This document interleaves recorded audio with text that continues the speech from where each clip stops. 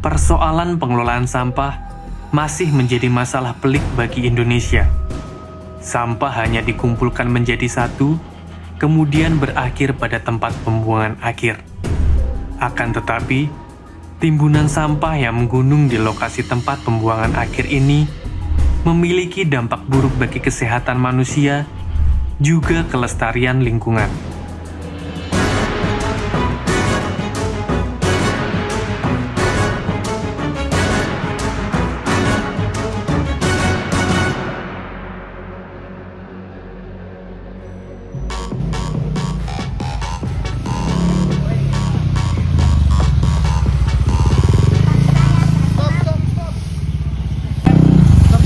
Stop.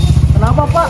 Ini lagi sapu-sapu, kenapa tadi buang sampah? Saya bayar pajak. Kalau saya buang sampah di tempatnya, Bapak kerjanya apa?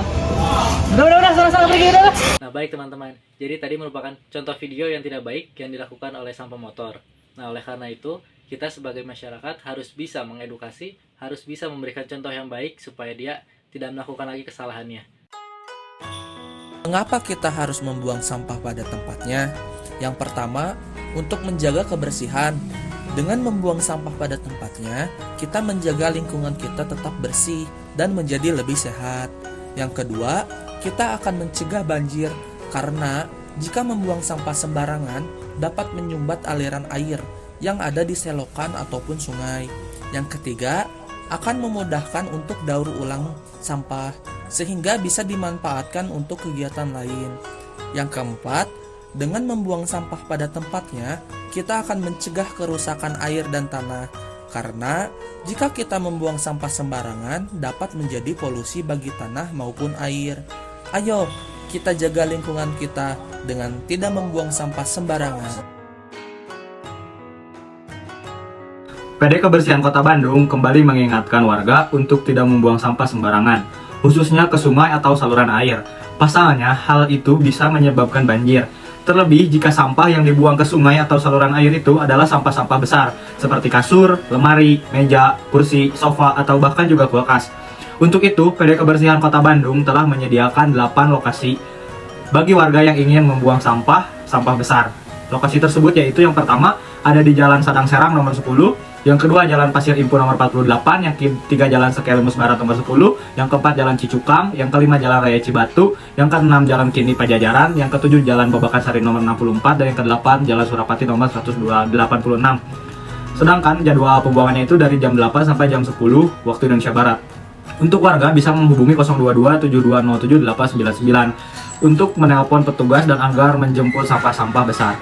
Kalian juga bisa menghubungi dari Senin sampai Jumat dari pukul 7.30 sampai 16.00. Diketahui pada banjir yang Pagarsi dan Pasir Koja pada waktu lalu ternyata akibat sampah yang menyumbat saluran air tak tanggung-tanggung.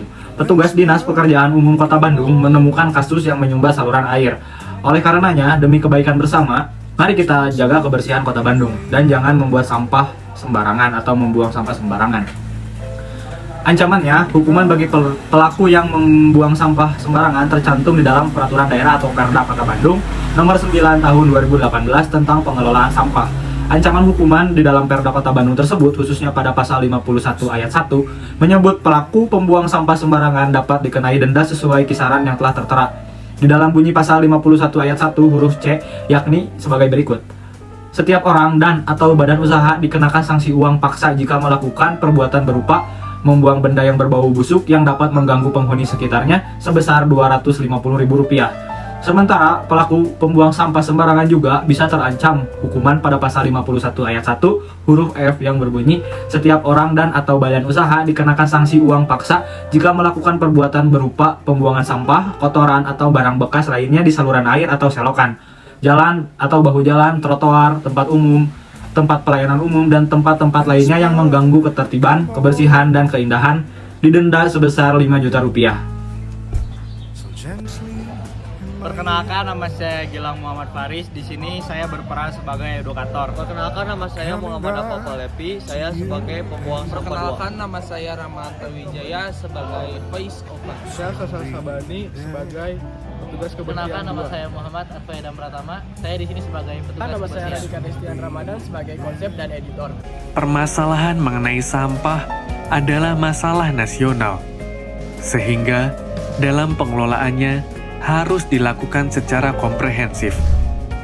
Pemecahan masalah mengenai pengelolaan sampah memerlukan kerjasama dari berbagai stakeholder, mulai dari pemerintah, produsen produk atau dunia usaha, sampai ke masyarakat umum. 5 aspek pengelolaan sampah yang belum efektif di Indonesia harus segera dipercepat pelaksanaannya, agar peristiwa di Lui Gajah tidak terulang kembali. Harapannya, Indonesia bisa memiliki kualitas pengelolaan sampah yang baik. Memang tidak akan bisa terwujud dalam waktu singkat. Perlu konsistensi dan kesadaran bersama bahwa pengelolaan sampah harus menjadi prioritas. Karena kebersihan adalah investasi, dan selalu ingat, sampah kita adalah tanggung jawab kita.